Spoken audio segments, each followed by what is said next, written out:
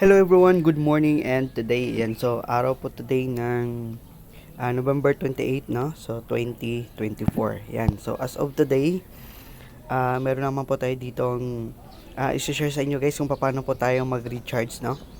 So, dito na part, punta po tayo sa My. Then, under My, click po natin dito yung recharge. Okay.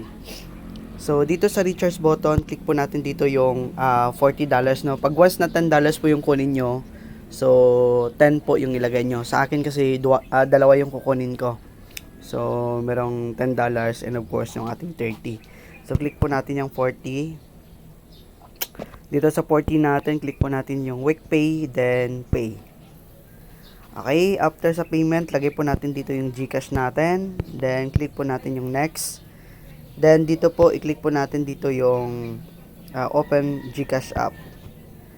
Ayan, while opening our GCash app, enter po natin dito yung PIN natin or yung fingerprint ninyo pag once na na-able nyo po yung dalawa na yan.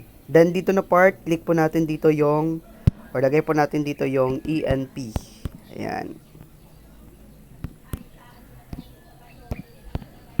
Minor. So, yan. Then, click po natin yan. Then, next po natin. Then, dito is, check nyo lang po yung confirm. Then, click po natin dito yung 28. Then, maghintay po kayo dito kasi magsisend po ng OTP minsan yung ating GCash. Pero, ang iba dito is, direct na dito sa ating account. No? Hindi na nagsisend ng OTP. Pero, titingnan natin today kung mag-send ng OTP sa atin. Ayan, problema natin yung internet. Okay, click natin yan ulit. Okay, so ibig sabihin, kadalawa na po yung pag-transact natin, no? May limit po dito guys, no? Pag once na nagkipag-transact po tayo dito sa online. So, pag once na nag-transact po tayo dito, may limit po yan again. So, mas maganda siguro dito tayo sa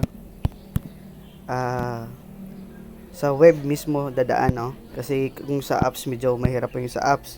So, click natin yung My. Click natin dito yung recharge. Then, click natin dito yung 40. Then, click natin yung week pay. Then, payment. Yan. So, after dito, click po natin dito yung GCash natin. Then, click next. Then, open natin yung app. Okay. So, enter natin dito yung PIN natin or fingerprint natin. Then, dito na part. Okay, balikan natin. Wag na natin lagyan yan. Optional yan. Next na natin. Then, click natin confirm. Then, send natin ang 28. Ayan na. So, may code po. So, pakiabangan po ninyo yung code ninyo dun po sa GCash ninyo, no? Sa GCash SIM card. So, pag once na nakuha na po ninyo yung code, kagaya dito, medyo matagal yung pag-release ng code.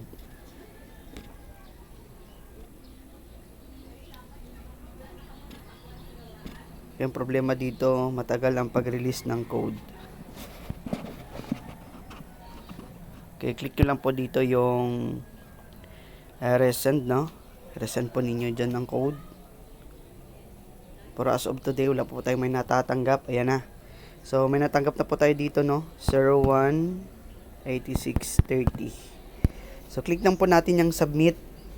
Then, pag once na submit na po natin, so, download po natin yung receipt na yan. Then, balik po tayo dito sa ating apps. Ayan. So, back natin yan. Then, i-refresh lang po natin, no. Then, balik tayo dito sa My. So, meron na po tayo ditong 40. So, click na po natin dito yung home. Then, under our home, click na po natin dito yung $10. Then, confirm. Then, another one is yung ating start po natin yan.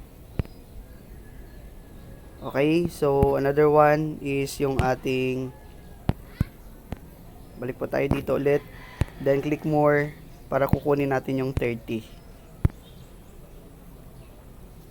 Ayan, so click start po natin. So, ito na po lahat ang ating machines. Ayan. So, ayan guys, nakuha na din natin lahat ang ating machines, no? So, ganyan lang po yung pag-recharge. Okay, ulitin po natin, no? Click lamang po natin dito yung My. under our my, click lang po natin dito yung recharge. Then i-input lang po natin dito yung ating kunin, no. Like for example, tong 50 natin 3,500. So ayan lang guys. Then i-back nyo po yan. Then after that, hintayin nyo po dito pag once na nag-success na yung process nyo. Hintayin nyo dito sa dashboard niyo na mag-appear dito yung USD balance ninyo. Then after that, pwede na po kayo dito mag-rent. So ayan na muna guys. Then kung may mga question kayo regarding dito sa ating investment, paki-PM lamang po ako dito sa ating link, no. Andyan po sa description box ng video natin. So maraming salamat sa panonood guys, and happy earnings everyone, and once again, good morning sa ating lahat.